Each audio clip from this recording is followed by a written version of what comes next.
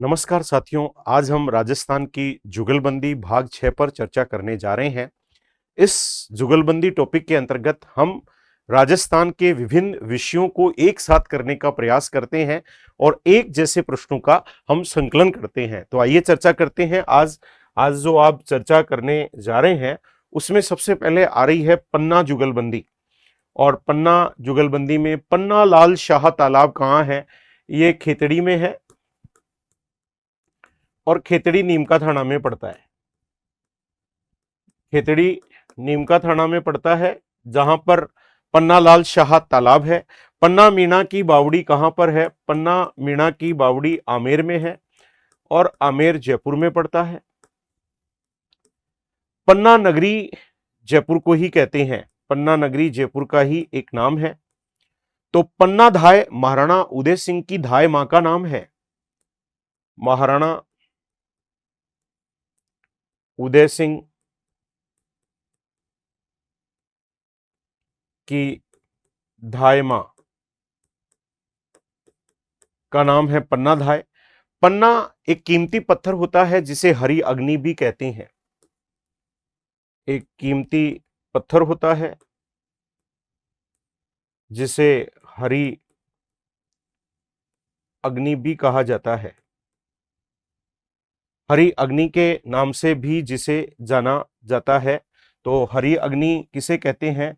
हरी अग्नि कहते हैं पन्ना को। तो देखा आपने पन्ना जुगलबंदी में पन्ना लाल शाह तालाब खेतड़ी नीमका थाना में है। पन्ना मीणा की बावड़ी आमेर जयपुर में है।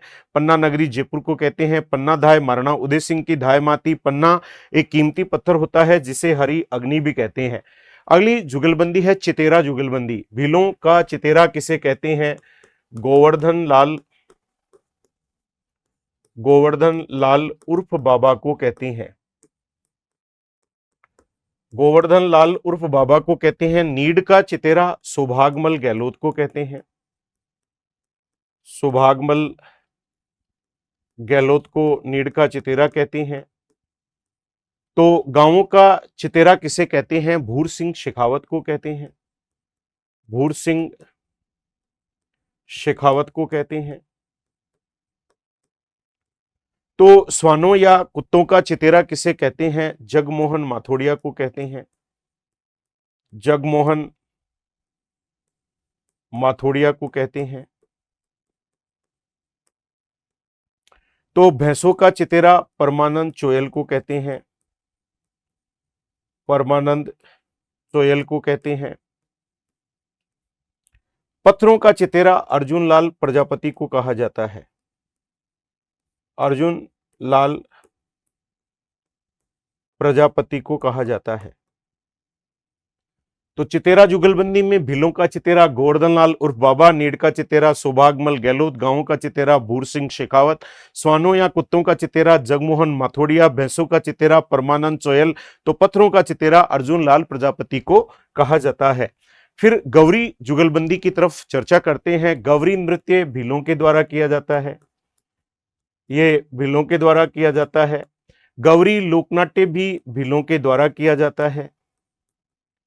भीलों के द्वारा किया जाता है। गौरी देवी मांड गायिका थी। मांड गायिका थी जिन्हें मरु कोकिला के नाम से जाना जाता है। जिन्हें मरु कोकिला भी कहती हैं। गौरी बाई जिन्हें बागड़ की मीरा कहते हैं। बागड़ की मीरा गौरी बाई को कहते हैं। गौरी समारोह उदयपुर में मनाते हैं। गौरी समारोह उदयपुर में मनाया जाता है। तो गौरी जुगलबंदी में गौरी नृत्य भीलों द्वारा, गौरी लोकनाट्य भीलों द्वारा, गौरी देवी मांड गायिका जिन्हें मरु कोकिला भी कहते हैं, गौरी बाई बागड़ की मीरा, गौरी समारोह उदयपुर में मनाया जाता है। अब आपके सामने गुलाब जुगलबंदी है। गुलाबी नगरी जयपुर को कहते हैं। गुलाबों की नगरी पुष्कर अजमेर को कहते हैं। पुष्कर अजमेर को गुलाबों की नगरी कहते हैं। रेगिस्तान का गुलाब जैसलमेर को कहते हैं। जैसलमेर को कहते हैं। और गुलाबो कालबेलिया नृत्यांगना है। गुलाबो कालबेलिया नृत्यांगना है। गुलाबी नगरी जयपुर को कहते हैं, गुलाबों की नगरी पुष्कर अजमेर को कहते हैं, रेगिस्तान का गुलाब जैसलमेर को कहते हैं और गुलाबो कालबेलिया नृत्यांगना है। उसके बाद आपके सामने द्वार जुगलबंदी आ रही है। राजस्थान का प्रवेश द्वार भरतपुर को कहते हैं, राजस्थान का पूर्वी प्रवेश द्वार धौलपुर को कहते हैं, राजस्थान का सिंह द्वार अलवर को कहते हैं और राजस्थान का पूर्वी सिंह द्वार भरतपुर को कहते हैं। तो द्वार जुगलबंदी में राजस्थान का प्रवेश द्वार भरतपुर, राजस्थान का पूर्वी प्रवेश द्वार धौलपुर, राजस्थान का सिंह द्वार अलवर, राजस्थान का पूर्वी सिंह द्वार भरतपुर को कहते हैं। तो देखा आपने राजस्थान की जुगलबंदी भाग 6 में आज हमने कुछ जुगलबंदियों पे चर्चा की। जल्दी ही इसके अगले भाग के साथ फिर आपसे मुलाकात होगी। तब तक के लिए धन्यवाद। जय हिंद साथियों।